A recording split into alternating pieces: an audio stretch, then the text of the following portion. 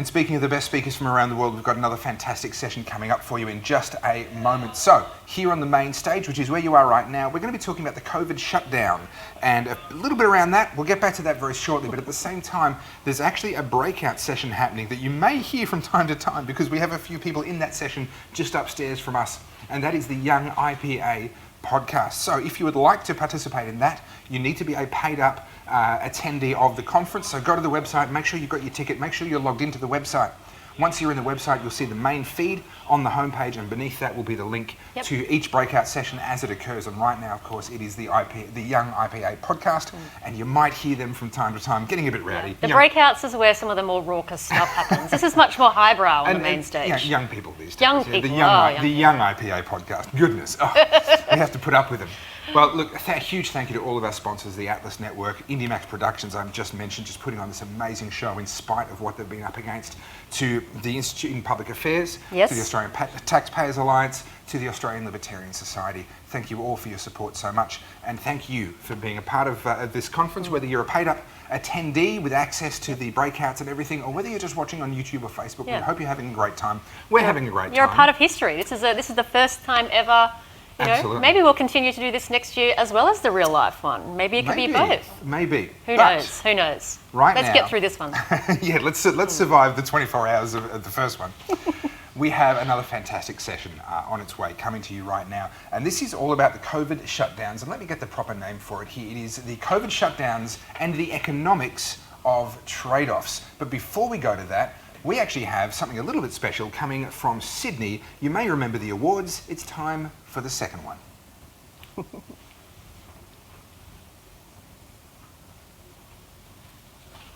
Fun doing these. And this hour, we're announcing the winner of the Libertarian Activist, the Libertarian Activist of the Year Award. This is for the person who you may not see on the stage, you may not see on TV, they might not be famous, but they do a lot of work in the background, and they unsung heroes who deserve more credit, and this award is about giving them that bit of credit. So the winner for this year is someone who has done a tireless amount of work on drug law reform. We heard the panels earlier from Lynn Ilbricht and Jason Speyer about the issue of drug law reform, and this person has sort of led the way in Australia. So to just jump straight in, I want to say that the award is going to Ash Blackwell this year for Libertarian Activist of the Year, and I think a very deserving recipient that you have a few nice words to say about. Yeah, absolutely. I actually can't think of anyone better to receive this award. I've worked with Ash for quite some time. Over the last couple of years, from everything on trying to legalise vaping in Australia, drug policy. He used to be heavily involved with Students for Sensible Drugs policy. He's consistently going out to events and trying to basically push the harm reduction angle wherever he can. And he's always been a point of call, always chipped in to volunteer, always helped out with anything that we've done at the ATA. Specifically with legalised vaping in Australia as well. So Ash, if you're watching, mate, congratulations. I couldn't think of anyone better to get this award, so hats off to you. I would do a round of applause. I'm worried we might ruin the mic or blow out some of the tech guys' ears, so I'll do a little one of those. And thank you, and congrats. Well done, Ash. Ash, congratulations, and very well deserved, and thank you for all that you've done and all that I'm sure you're going to continue to do. This award will look very nice sitting on your shelf. So without further ado, there are two more awards to come, one at the end of this hour and one the hour after that. But without further ado, let's get stuck into the main stage session that we have for you right now. And I have joining me a trio of people who are going to be talking about this issue of the economics of trade-offs, and particularly as it relates, I believe, to the COVID shutdowns and potentially to the recovery as well. And we have Jason Potts, someone who's very familiar to anyone who's familiar with the Friedman conference. He's been a regular and we always love having him back. We have Paul Friedman, who I'm not personally acquainted with. It's a name that I'm familiar with, but I'm looking forward to hearing what he has to say.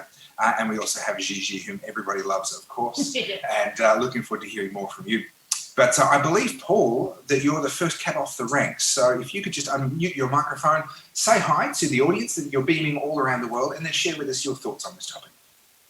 Yes, good morning, everybody, from a sunny London, where we are just getting out of lockdown. My thoughts are with all my loved ones and friends in Australia, particularly the incarcerated ones that are now in Melbourne and sort of peering out of their windows, wondering whether they will see the light of day ever again. So, of course, it's been quite an amazing ride, right? It sort of started for the Europeans in the West around about February, And it was totally unprecedented. We've never seen something like this before, where effectively at some point in time, almost the whole of the world's population was locked down or severely restricted in their movement. And it sort of has made for unusual bedfellows. And I think that both myself and Gigi are sort of unusual bedfellows for the Friedman conference. I'm very, very happy to be here.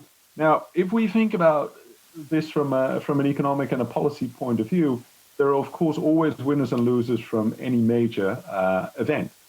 And when it came to this virus, the main question was, well, okay, are there ways in which we can reduce the numbers of lives that we're going to lose over this virus? Is there some way to sort of suppress it, contain it, eliminate it? And what are the losses of various things that we can do? And I think it's important to say that right at the start, that question wasn't considered in that way. It was more a sort of an emotional reaction. Something must be done. There's a threat coming. We must do something draconian in the hopes that that'll help. But it wasn't a very scientific hope, as Ioannidis has pointed out. It wasn't a well-researched hope. And in fact, the WHO itself, in sort of an October-November report said, well, you know, once this virus is totally in the world human stream, there's basically no point in sort of mass lockdown containment.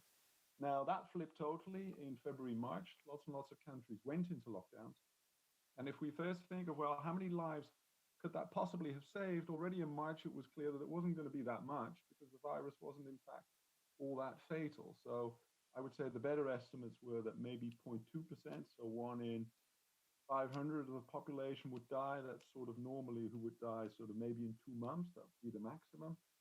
Those would be people with relatively few lives yet to live. And also that if you were trying to repress it, you would probably just mean that the virus would come back at a later stage. And hence one would be in an eternal cycle of sort of doing tremendous damage to oneself whilst not actually getting rid of the virus or saving much in the longer run.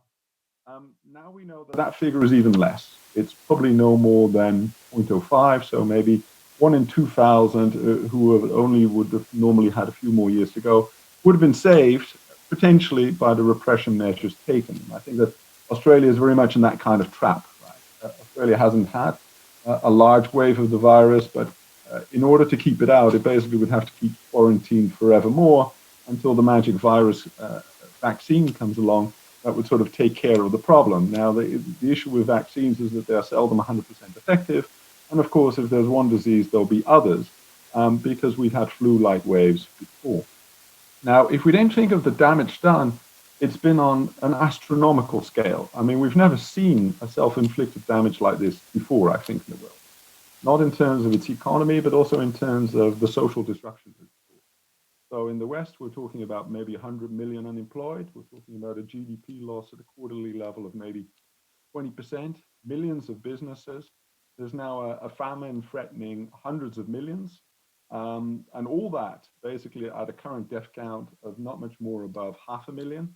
So we're talking about damage in the order of hundreds of times larger than what potentially has been sort of solved, if you like, or prevented. Then we're talking about the disrupted education of maybe 1 billion children who've effectively not had schooling for 3 months. Now that too is worth an awful lot. That means their health habits, their life chances are reduced tremendously. We've created billions of lonely people, and the anxiety, depression, eventual health effects of that, again, on their own, far outweigh the loss of 1 in 2,000 who only has a few more years to go. And hence, if you sort of add all those things up, and I did that already in March, and others did that also, it was already clear then that the damage done as opposed to the potential benefits of the repression and elimination strategies was easily 50 times more. And if I put my best guesses forward, and I have at several occasions, the damage is something like 100 times what could potentially be saved. That true is also for Australia right at this moment. And so we then need to take a wider perspective, right? It's sort of clear from an economic case that this is just tremendous harm for very little benefit, but then it turns to the role of politicians and academics. So in terms of the politicians, the key problem they have is that this repression elimination strategy is just fantastically popular. The population really likes this. Something like 80 to 90% of the population in the UK, also in Australia, many other places, really, really want this. They like this notion that, we are saving lives by sort of doing tremendous damage to ourselves. And that is really a brick that is in the way against all sorts of political and economic solutions. So there is, however, a huge ongoing damage, and that is becoming slightly more visible over time. The media has focused on the threat, but of course, the people who are lonely, who are now unemployed, businesses that are being destroyed, other health services are not being delivered, the children who are no longer playing, basically no longer being regular human beings, that pain is slowly making its way into the public eye. But we've noticed in Europe that even those places which have opened up are only slowly opening up to the pain they've self-inflicted. Although, for instance, the French President Macron did say, look, we're not doing this again. We've learned the damage of this. It's just enormous. But politically speaking, hence the question is, well, who is going to really push against this? And I think in the case of Australia and many other countries, it has to be business that takes the lead on it. It has to be business that gets organized, and gets organized in the sense of really running campaigns, information leaflets, but also bringing out this pain of others. Basically, business is still playing it, insider lobbying of government, game of mates type deal. But that won't work in this case. There is just this brick of public opinion that it has to sort of win over. And that means a long-term campaign. It just has to get professional about this. And the business don't do it, well, they're going to go bankrupt, and they have, in effect, the most to lose, because, of course, we're now living in an almost Soviet Union-style system. Then if we think of the role of academics, most academics have gone along with the craze. They've gone along with the hysteria and sort of fallen over themselves to sort of come up with clever little ways to sort of, keep the craze going, if you like, and slight alterations as to what you do with smart lockdown and this app and that targeted group. But really, on the scheme of things, that is only aggravating stuff, because it's not confronting the fear and the tremendous damage of really any measure that you want to look at. So none of that is rational from a cost-benefit point of view. But then, of course, there is this longer-term question: if this is going to keep up, do we need some kind of re-enlightenment? Right? I would like to remind the people watching that science, sort of at the start of the 18th, 19th century, was very much part of a movement that felt it had to enlighten the population. The population then was afraid of werewolves and ghosts, and vampires, and God knows what else, and that was just seen as a superstition and something that business and academics sort of had to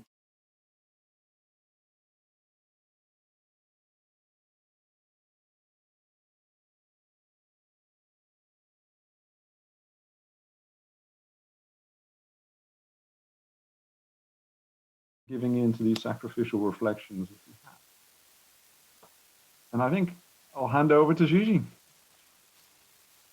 Well, thank you very much for those insights and those thoughts. And we've already got questions coming in, so do stick with us until the end of the session. And I'm sure there's going to be a pretty lively Q&A session, I think, based on what's coming through. So, Gigi, we invite you to give us your thoughts. Thank you very much. It's a great pleasure to be here and to have heard my good friend and co-author Paul Friedman set out very articulately the case against the lockdowns, not just in Australia, but in many other countries as well. And I think we have struggled, even the rational and smart people in the world who have tried to come to grips with this problem, we've struggled sometimes as the unknown costs that we are visiting upon ourselves with the policies that we've taken. So what I thought I would do with my time today is, first of all, give a bit of an overview for those of you who may be interested in a bit of gossip and some personal experience of what my experience has been in Australia, trying to push the anti-lockdown line since mid to late March. And secondly, some observations on what has been causing the kinds of reactions that we've seen, both by individuals and by groups. And Paul alluded to some of these, but I think we can maybe use some of my experiences and some other observations to try to query that a bit further. Because, of course, if we want to turn this Titanic around, we have to understand what's driving it, right? So that's the way I'll conclude, is some ideas about what else we can potentially do. So first of all, my experience in Australia trying to push this anti-lockdown line. So I started, as some of you may know, I have a radio program I co-host with Peter Martin on ABC Radio National called The Economists. And on the 26th of March, which was reasonably early in the sort of policy days here in Australia, at least, but we were, starting to get into lockdowns. We were starting to hear politicians get really scared. I came out on my radio program saying that we should try to aggressively protect vulnerable people, and then allow sort of non-vulnerable people to circulate and pass this virus around. Mainly because it seemed from the data that we had, even at that point, not just now, but even at that point, that it was simply not a particularly dangerous virus, as these things go, for younger and strong people. Right? Clearly, very, it's a dangerous thing for some parts of the population, but for large swaths of the population, yes, it may kill somebody occasionally, and it may give people symptoms. And of course, we hear about those sorts of cases all the time in the media now. But really, by comparison to many of the other things that can get us in this world, it's not the huge monster that we've been led to believe it is.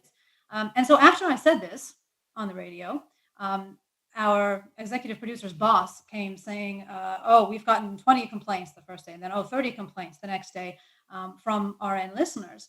And in her words, she said, generally what they're suggesting they heard was something on the road to let's sacrifice the oldies so the rest of us can maintain our wealth and lifestyle. Obviously, that isn't anything like what you said, but that's the impression I'm trying to address in a standard reply, which she was crafting. Obviously, I helped her with that. But that was the first clue to me that this is not a debate that was going to go in the direction of rational exchange of ideas and calm, cool, collective thinking. Right? Because I never at any point said we should sacrifice the oldies and let everybody else, have a beer. Now, it probably wasn't helped by the RN marketing team saying on the site's program link that I said we must aggressively quarantine and protect vulnerable people by day, then go for a beer afterwards so the publican can pay his workers. Although that's not a bad way to describe it, that may have possibly been part of why we got the reaction. So here are a couple of comments that we got, just to give you a flavor. I had thought up until now that Gigi Forster, which is apparently what my name became, was a sensible economist. Today she decided to go rogue and become part of the cheer squad of the Republican rights death squads. I have often found with economists that once you get a complex problem such as we face at the moment, they cannot see it except through the prism of the economy. It makes for very narrow perspectives and solutions. Now, to my eye, this is a very ironic comment, because indeed the narrowness of perspective is in regard to people who are seeing COVID deaths and COVID infections as the only thing in their vision. And they forgot about everything else that can kill us, everything else that can make our lives worth living, the importance of a functional economy. All of these things sort of went out the window temporarily. And this person says, Gigi needs to read wider and listen to something other than libertarian podcasts to avoid appearing a fool. NB, I have never listened to a libertarian podcast. Not that I wouldn't do it, but it's just not something that I do. And we have another comment here, which actually calls our producer's boss to have to defend her editorial choices. This person says, at this time, we're all being called on to play our part to flatten the curve by social distancing so as to allow our health system, etc., to cope with the coming high numbers. At this time, it's irresponsible to be encouraging young people to congregate in bars and clubs. Your presenter, Gigi Foster, did just that and further stated that, quote, the cure may be worse than the disease, or words to that effect. By the way, that was a Trump quote. These comments represent a failure of good judgment and a lack of awareness of the standards of public broadcasting that we expect of the ABC. No public broadcaster should be given a platform to speculate in the harmful way Ms. Foster did on 26 March in the program, The Economists. I'm therefore writing to seek an assurance that Ms. Foster will be counseled before presenting on the ABC again. She should be encouraged to consult an epidemiologist or an infectious diseases specialist before she's invited to broadcast again. Now, this was also interesting to me for reasons. Just the call to censorship was obviously an interesting thing. And also this notion that I should consult an epidemiologist before I'm invited to have an opinion. Because I think, as we saw in the previous session here, one of the hallmarks of the beginning policymaking scenario and sort of context for this whole COVID-19 crisis management has been that there's been an exclusion of economists, that epidemiologists and infectious disease experts and whatnot have become the arbiters of economic policy. And again, to my mind, that is a mark of, okay, we're not handling this in a rational, post-Enlightenment thinking sort of way that we at least style ourselves to normally handle problems in the world. We've narrowed our thinking. We've provided such power to a particular type of professional, which is the person who will do the epidemiological modeling and tell us about deaths and how do we get the deaths down. That person has essentially become a bit of a demigod. And those people who have had that power are not easily going to want to give it up. Now, I will also say there was some support after that 26 March appearance. I've gotten comments like, you were calling it how it is and people don't want to hear it. I'm no economist, but everything you said made sense to me. I'm tired of all the sanctimonious stuff about saving human lives, blah, blah, blah. I'm not against the shutdowns and all this money being spent, but we shouldn't kid ourselves that it will come without cost for the future. Education, arts, international aid, money for domestic abuse, housing, etc. My youngest, very loving son, 32 years old, calls the virus a boomer remover with a certain slightly scary gleam in his eye. I have sympathy. And we had people saying, oh, I heard that she got some backlash and it's too bad. That was March. So, not to be silenced, I was very happy to receive a call from Q&A, ABC Q&A, another program, but a television program this time, which is, reasonably popular in Australia, for the 20th of April, asking me to come on and talk about, the cost of the lockdown. And so I did that. And we got a lot of comments, probably very similar to some of the ones that are coming through on the feed right now, which I can't see, but I guess on Slack. And a lot of vitriol to me personally on my email address at UNSW, which is where I work. But the vitriolic ones were in general very short, very nasty, not engaging in actual issues. There were a couple of people, maybe 3 or 4, who really wanted to get into the reads with why did I have this opinion, and explain to me what these costs are. They really wanted to know. And for those people, great. I had long exchanges, and I actually was able to turn around a few people's minds on this. But for the most part, the negative reactions were extremely short, nasty, brutish, and short, sort of the way life is, right? Or at least in a recession. And about 80% of the emails that I received after that Q&A appearance were really full of support and love.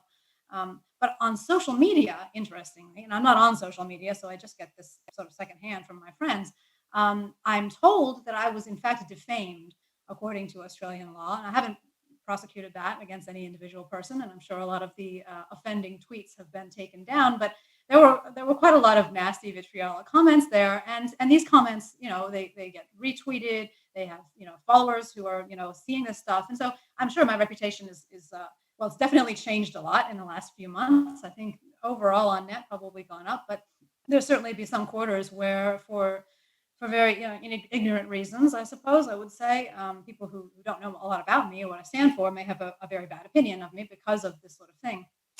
And mainly this was instigated, it seems, by a band of 3 or 4 people tweeting and retweeting their feelings about me and my message. Some of the same people published an open letter on 20th of April, same day I was on Q&A, saying, this is a whole bunch of stuff, but one of the quotes is, and this is a bunch of economists saying this, one of the quotes is, some commentators, which I think is referring to me, but maybe some others, have expressed the view that there is a trade-off between the public health and economic aspects of the crisis.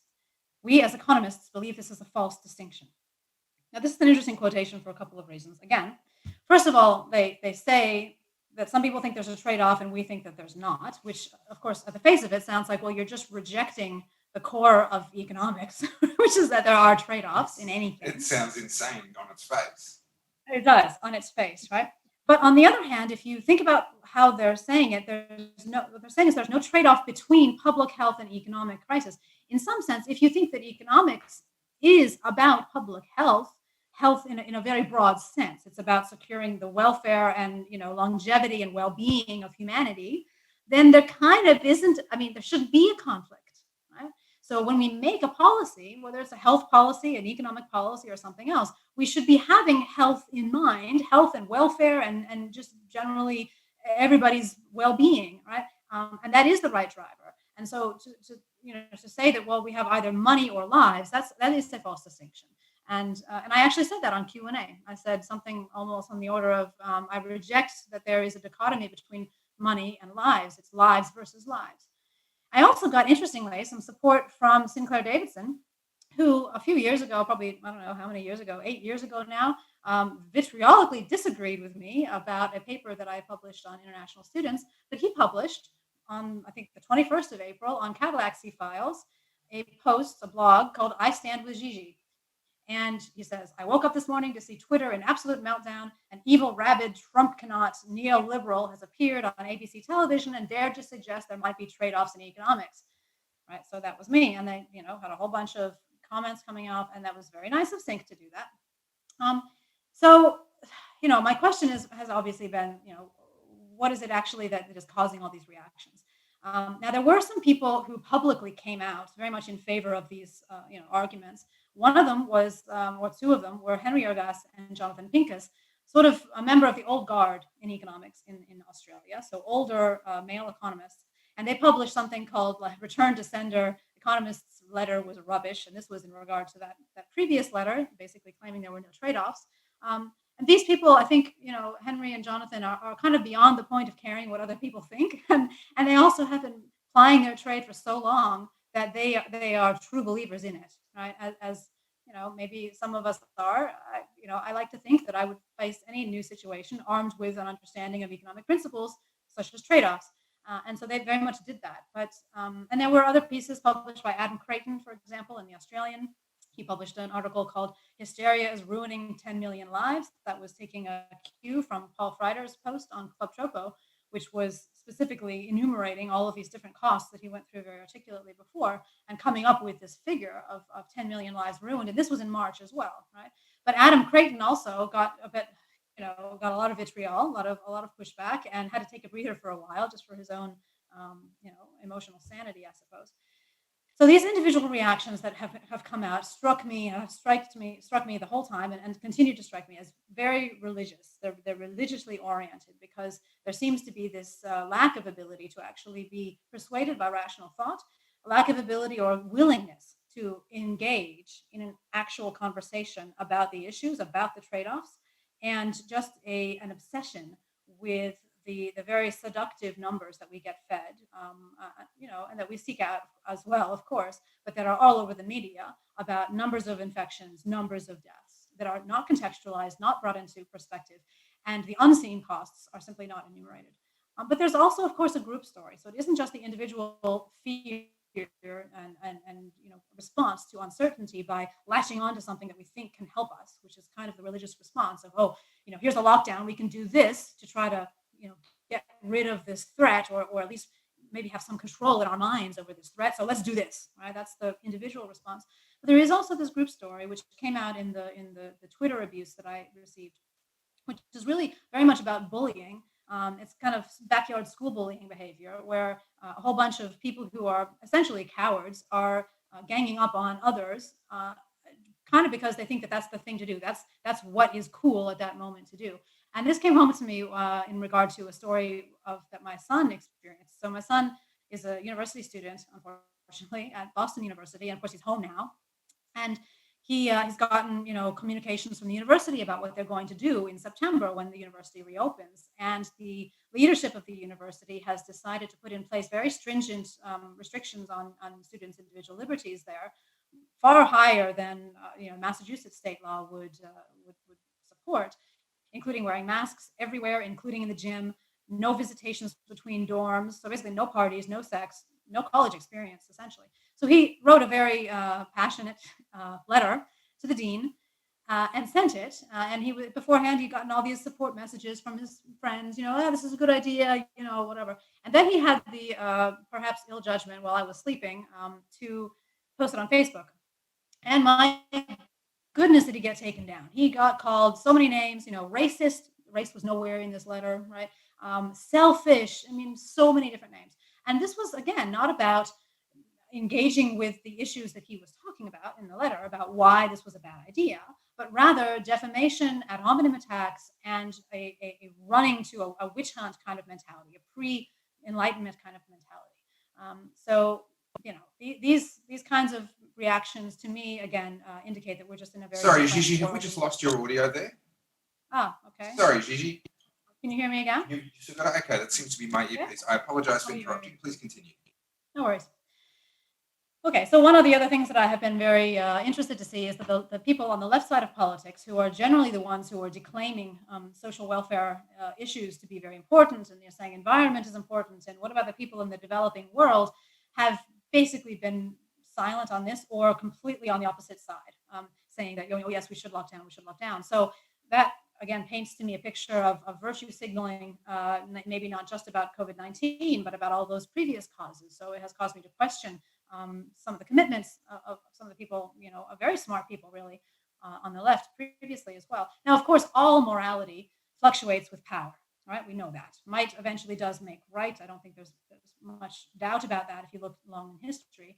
But to see this happen so quickly, right, that people's belief structures, their internal commitment to values and methods that they've been indoctrinated to uphold and apply in new situations, these belief structures are strikingly unsteady and susceptible of being replaced almost instantly in the face of sufficient fear, uncertainty, and social pressure.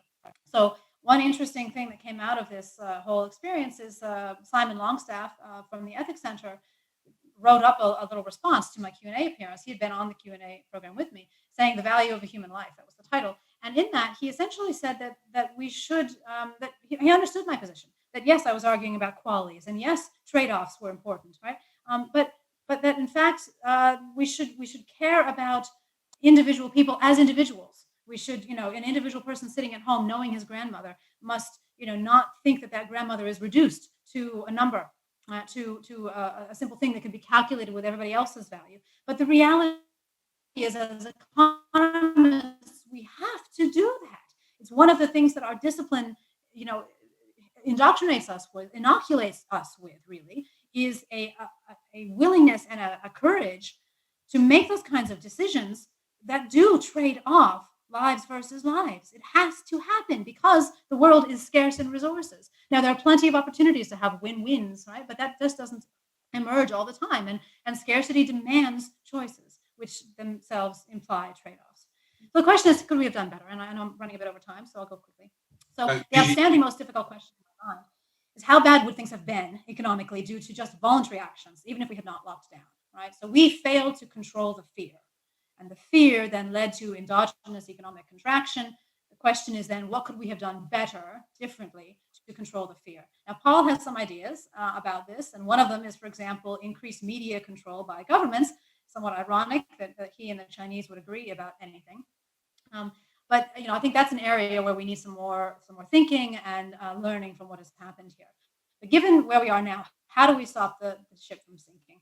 So what some people have said, well, medics and health workers will call this out from within because they're seeing people die from things other than COVID-19, but they will have to be organized. Students and young people, again, will have to be organized. They are the ones who are feeling the biggest cost and who have the least to lose from contracting the virus. And right now, the preferred religion is not getting the economy up and running again, but various forms of social justice. So the young people's anger has been channeled towards social justice, not towards let's get the economy going again. And probably one of the reasons for this is that economic recovery is really not well suited for inspiring worship. It's humdrum, it's unemotive, right? So Paul has suggested using power, and that's certainly one tactic that should be pursued. We sent a letter to the Prime Minister with Graham Young at the Australian Institute for Progress a couple of months ago, and there should be more such letters. More articles and blogs are, in fact, being published every day that are deviating a bit. If anybody here wants to help sponsor a full-page ad in all the major newspapers, let me know. I can organize that. That'd be great. A different tactic, and this is just a idea off the wall that I'll close with, perhaps complementary to the idea of using power, is to hitch the cause of opening the economy to something a bit more exciting and emotive. So forget about putting trade-offs at the center of the story, because trade-offs are just not emotive enough. They're not sexy enough. Even the concept of preserving liberty does not seem emotive enough. People around the world just in the last month have been asking their governments to continue lockdowns, to continue to be their jailers. So what could be emotive enough to displace the focus of this present religious devotion? Poor young children being abused, poor young workers with dashed hopes and dreams, poor grandmas and grandpas dying of things other than COVID due to healthcare crowd out. These sorts of images, these sorts of stories potentially could help us to get policymaking circles to at least see some of these costs and maybe incrementally start turning the ship around. Gigi, thank you so much. And I'm very sorry to have to put any kind of a time limit on you, because I'm loving what you're saying. Mm-hmm. But I have to tell you, the questions have lit up on this topic like no other topic we've had so far in this conference. So I'm trying to make a bit of time at the end to be able to squeeze in some questions. But thank you so much for that. And Professor Jason Potts, would you please share with us your thoughts before we start firing questions at you all like a machine gun? Yeah, thanks, Topher, for this. I just want to represent, what's occurred here is we've had a sort of window into the question of what do economists actually think about COVID, right? What is the way to think about this? the amazing, surprising thing was that economists in Australia just dropped the ball, except for Gigi and Paul and a handful of others who just stood up and just said, basic, just first-year economics textbooks, trade-offs are real. There's a need to be rational about what's going on in this context. What's also been sitting behind this is this basic question of what is the role of government in these sort of things. So you've had what COVID was basically a huge exogenous shock that just hit society and the economy, disrupting things. There were two responses. There was this citizens' responses to react to that shock, and then there was government's responses, which was reacting both to the shock and to citizens' responses to that. And what we've seen is that the first part of the story was government reaction to it to sort of absorb the blows. This enormous flow of money printing and debt creation and just the standard sort of business cycle reactions to an external shock. And what was going, I mean, where a lot of these things that Gigi got caught in that sense was in reaction to this notion that there were no trade-offs, so that there was no sort of way to actually analyze our way through this rationally and to think clearly about it, and we just had to do everything we could to absorb this enormous calamity that was coming down the track. What I want to suggest is that it's actually it's not just that this is hard. There are costs and trade-offs are real, but it's actually a lot worse than that. And the way economists think about something like COVID is it's an externality. It's a health externality. The reason that there's a possible role for government at all in this space is that there's a health externality. That if you have an illness and you're infectious to others, then you're imposing an externality on other people, right? So how do you internalize that externality?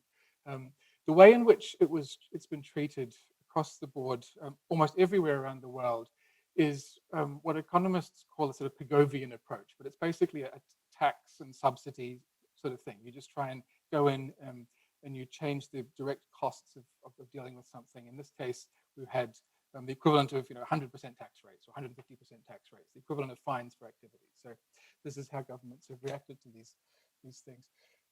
A different way of proceeding with this, and the way that most sort of economists, if you actually think about it, how we actually do this, is instead of having a government response or a planning response to this, is to treat it through some kind of bargaining or trade-off or exchange model, which is exactly what actually happened. Right? People realized that this was a harmful thing. They stopped going to work. They put themselves in positions that made themselves safer, that imposed different sorts of costs on other people. That meant they weren't buying things and they weren't creating things and they weren't creating demand. So there's another sort of externality, a negative one in this case. The economic way of thinking about COVID is to say, what is the sort of situation that minimizes the overall cost to society? How do we minimize social costs being created by this? The problem with government reaction to it is it's the same problem that occurs in economic planning, is that it presumes that one group has all of the knowledge that is needed to solve this problem. It's what Hayek called the knowledge problem is at play here. So one of the benefits of essentially allowing citizens to work this out themselves, to sort of figure out the ways to make themselves safe, to make sort of trades or bargains between each other, is that it also enables people to enable society to make best use of knowledge in the situation that it has. So this is the basic argument for why a government reaction to it, a sort of coming down over the top, banning, planning activity, is likely to be inefficient, likely to be a flawed approach, is simply because there's no way it can possibly make use of all the knowledge in society, right? So a consistent economic approach to this will be one that will tend towards ways to make the most use of knowledge in society, which would tend to be one that would look for exchange types of solutions. So there's that, right? There's that whole situation that that we're trying to sort of minimize the costs of government mistakes and or what are called disorder costs in this situation. Right, so there's that.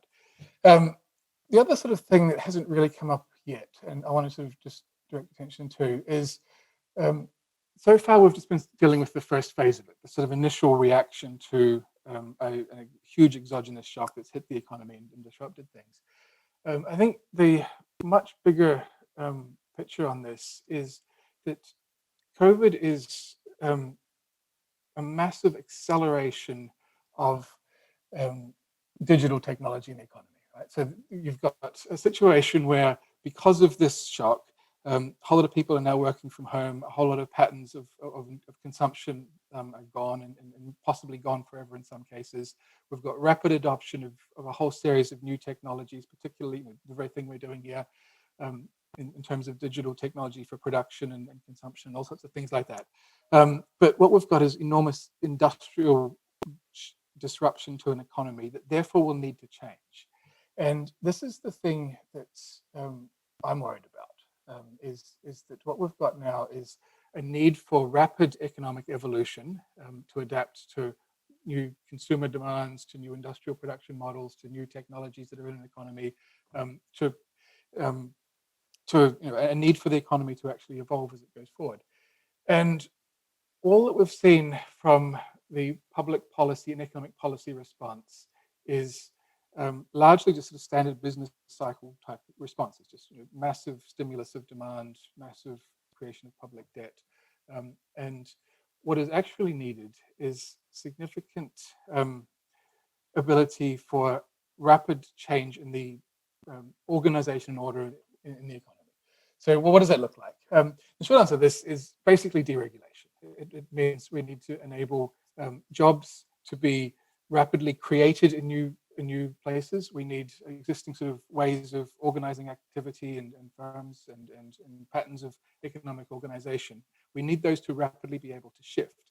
And one of the main constraints upon that is a lot of regulatory barriers that are holding industries in place or freezing the economy in particular forms and hoping that it'll reform in these particular sort of structures. So what myself and Finkler Davidson and Chris Berg and Aaron Lane and Darcy Allen have written a book recently called Unfreeze, where we sort of set out this argument about how we'd expect economic policy should look after this sort of shock.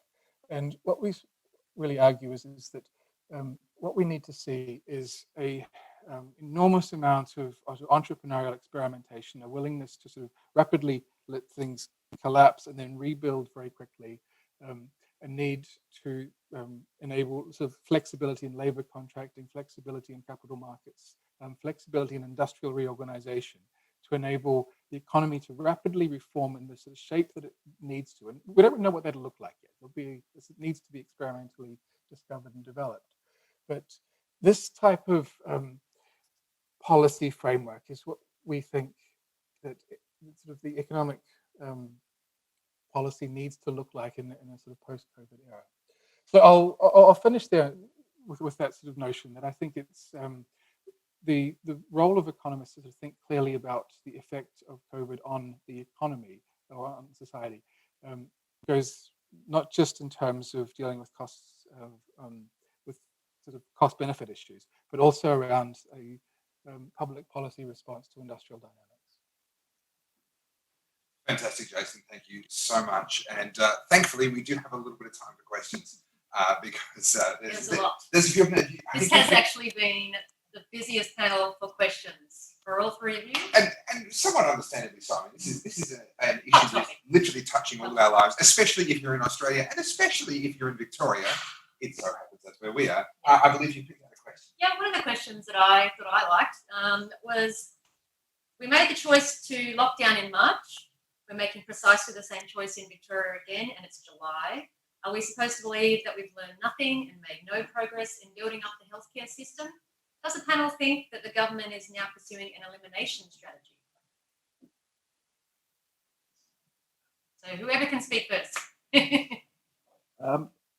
I think that the government has to project the belief that it's running an elimination strategy.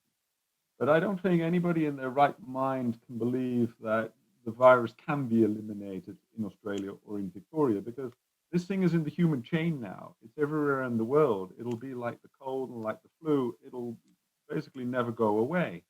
And so, it'll always come back, as Australia is a very international country. It trades a lot. And if it would really stop doing all of that, you go back to the Middle Ages. And so this notion that it's remotely realistic to think of elimination, suppression, extermination is just theater. It's political theater. But politicians do that because they want to be re-elected.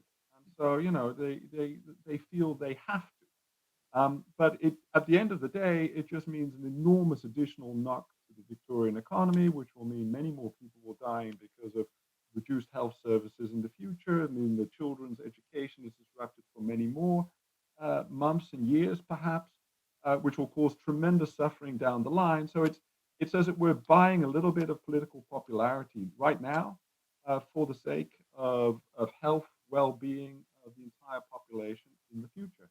And so it's a form of mass stupidity. And the question is basically, well, who in Australia is willing to organize a cogent response to that? And that is a difficult one. Which group is willing to do that? And at the moment, the answer is almost none. Almost none. Another question that we're getting, it's one that I've actually heard quite a lot, is I led a protest down here in Melbourne on April the 25th this year. And Gigi, some of what you've been talking about, I'm very familiar with. I've never before seen someone be able to construct a 4-word message that is entirely composed of expletives, and yet still, if you sort of accept expletives in the Australian way, where they do actually have some useful meaning, it still actually makes sense as a sentence. I was quite impressed by that.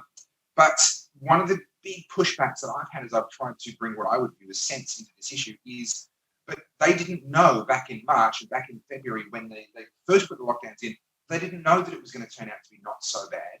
That maybe they should have jumped just as high as they did. And maybe as more information has come out, we could have accepted that things should have gone a bit differently to what they have. But really defending that March lockdown around the world, January, February, March, depending on where you are, on the basis of not having a lot of information about this virus. What is an appropriate response to that, factoring in the economics of it, the costs? Yeah, okay, so I've had this question as well. I mean, the first thing I would say is we actually did know quite a lot back then. I mean, I was going on Worldometer, right? The Worldometer, just looking at death rates by age. And that's the key thing that really was not taken up in the media or otherwise, in terms of policymaking was, look, this is an old person's threat. This is a threat mainly to older people. It just is, or immunologically compromised people. And so that should guide the strategy. We need a proportionate response. Now, sure, we didn't know what the long-term effects were going to be. We still don't know entirely what the long-term effects were going to be. We can guess based on what other coronaviruses do to us. But yeah, welcome to life. We don't know everything. We frequently don't know everything. We don't know what the long-term effects of vaping are because we haven't been vaping that long. I mean, these things, we have to live with uncertainty, and we have to, in a post-enlightenment world, cope with uncertainty in a way that doesn't just reduce us to the level of sacrificing our children for the sake of hoping the rain gods will favor us, which is essentially what has happened. So that's the first response. We knew a lot. And the second response is, the impacts that were set in motion by those actions would be able to be predicted in the mind of anybody who understands the importance and the structure of the economic system. Right. So a lot of the pushback that I've gotten is from people who just have no idea about what economics is about. Economics is about, an interdependent web of connected people doing all sorts of stuff at the coalface and making local decisions that all feed into each other in a capitalist society to make everybody better off. Right. But understanding that seems to be beyond a lot of people who've been very vocal on this matter. And so I think we have a basic lack of economic literacy in this country. And I think we also just got very carried away with the uncertainty aspect without using the data that was in fact available to us at the time. And if I can add my own kind of response to that question, it is that this isn't the first new virus we've seen this century. There's a new coronavirus every year, if not every couple of years at the most. Every single year, the flu has mutated. If we were to take this level of precautionary action against every new virus, we would simply be permanently shut down. It'd be insane. We just couldn't do it. I believe you've got one. I think we have time for one more. I wanted to quickly say as well, Judy, all the comments that we've been getting and all the questions, we've been getting a lot of questions, they've actually all been quite positive. So very unlike what you would normally get from the ABC audience, and maybe you'll possibly come and join the dark side of libertarianism. Who knows? Who knows? If you've got Sinclair on your side, it may well it will happen. But a great question here from Harry Clark, sorry. It seems to me difficult to overcome social hysteria For most people, the notion that you can weigh up the value of human life in monetary forms is appalling. Do the panelists have any idea how this hysteria can be overcome? Yep, for anyone. Open to anyone. Yep. Paul? Yes, I think the hysteria is, as it were, the biggest mystery in this, and also policy-wise and society-wise, the most difficult question to address, right? Because it was really a world hysteria, if you like, a world hysteria which was pushed through via social media, and it arrived before the politicians started to react to this. Right? There was a huge fear that was first in social media in China, also then taken up in Italy and the rest of Europe. And then media jumped on this with story after story, and this wave of hysteria was basically impossible for the politicians to sort of ignore.